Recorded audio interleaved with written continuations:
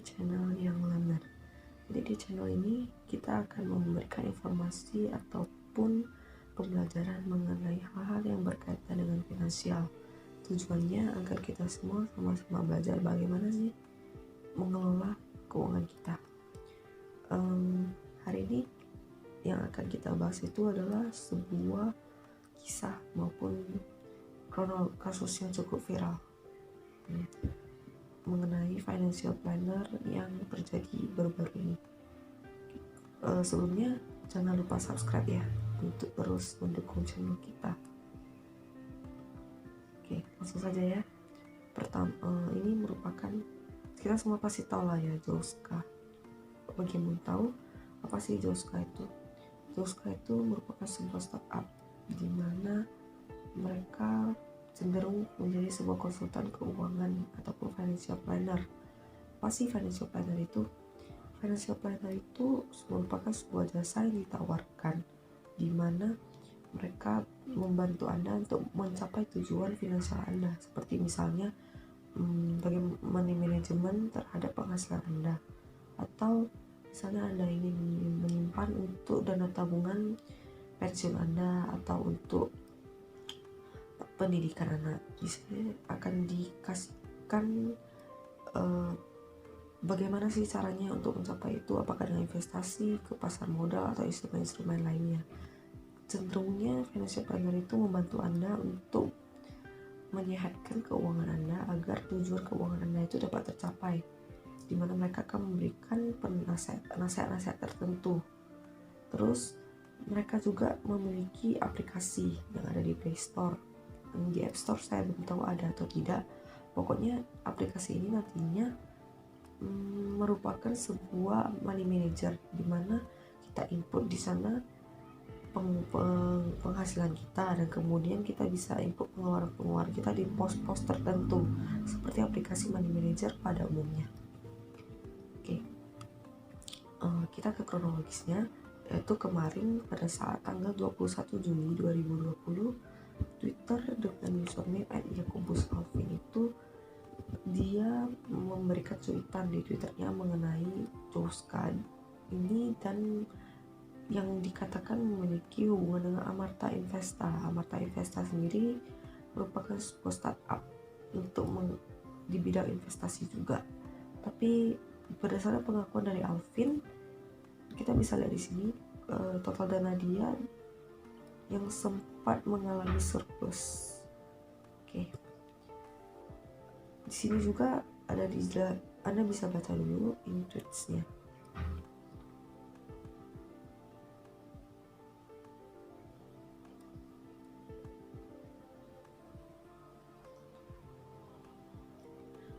Di sini si Alvin ini sempat mengklaim bahwa dananya itu 65 juta yang dikelola oleh Joska. Dan kita bisa lanjutkan untuk melihat ini adalah kontraknya yang diberikan oleh Joska kepada si Alvin tadi. Jadi bisa kita lihat bahwa ini seperti perjanjian kontrak untuk dana dikelola oleh pihak Joska, di mana akan dikelola oleh PT Amarta Investa. Di sini kita bisa lihat bahwa penawarannya cukup mencengangkan. Biayanya untuk merencanakan keuangan ini sekitar 16 juta dengan paket 1 tahun. Dan kita bisa lihat pembagian keuntungan nanti, semakin besar presentasi keuntungan maka yang didapatkan oleh pihak Joska itu akan lebih besar lagi.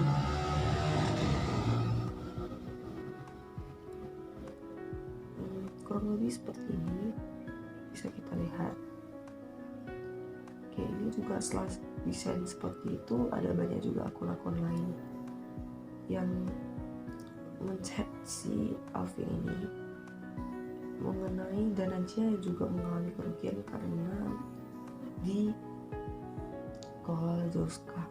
Ini ada sampai kerugian 71% sebesar 80 juta. Oke. kasus ini sudah cukup viral karena sudah diangkat oleh beberapa media ternama seperti CNBC Indonesia, Kumparan.com, Kompas.com, dan masih banyak lagi. Terkait dengan kasus ini memiliki banyak pandangan ya, tapi Bos Joska juga sudah buka suara di IG-nya kemarin.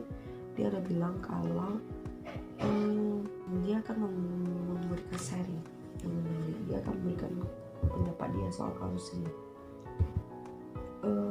Dan yang cukup diperdebatkan itu di sini bahwa Joska mengadvise untuk membeli saham LA, dimana kita tahu bahwa LA itu baru IPO dan masih merupakan baru saja IPO pada tahun 2018 kemarin, dan ya masih cukup gorengan sih bisa dibilang. Dan kalau untuk investasi untuk tabungan gitu, saya rasa pribadi nggak cocok. Oke. Karena sudah membahas saham LA itu sekarang harganya sudah cukup terkoreksi ya, di harga 294, pernah mencapai harga tertingginya di 2020-an sekitar 2000 di tahun Juli 2018 kemarin, dan sekarang terus menurun sampai 294 kemarin. LA itu adalah PT Sentral Mitra Informatika Tbk, di mana dia lebih fokus ke startup yang merupakan ke bidang yang software, IT, dan percetakan gitu, tapi yang menggunakan teknologi komputer.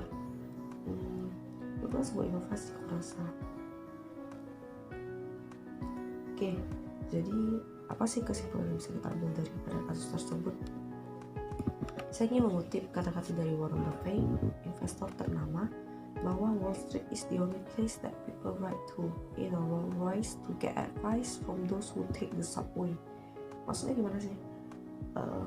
Menurut saya, kita itu sebagai pengelola aset kita sendiri, janganlah janganlah ditelan bulat-bulat apa masukan daripada orang lain, dikarenakan itu uang kita sendiri dan resiko kita sendiri. Menurut saya kesalahan Joska di sini dikarenakan dia adalah seorang financial planner dan bukannya sebuah manajer investasi yang sudah terverifikasi oleh OJK, dan itu kesalahan. Tidak boleh seorang financial planner tidak boleh secara langsung mengelola investasi dana. Untuk investasi sebaiknya kita kelola sendiri uang kita.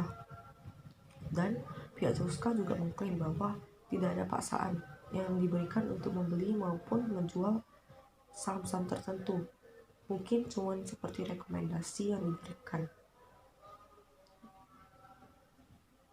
Do your own research, dimana kita mengerjakan PR kita sendiri sebelum melakukan investasi. Jadi yang kita lakukan, jadi hasil investasi juga kita pertanggungjawabkan sendiri. Itu saja semua. Walaupun menurut saya sih belum terlalu clear, mungkin perlu di-up lebih lanjut lagi untuk video ini. Untuk sementara nanti saya akan up apabila ada kabar terbaru.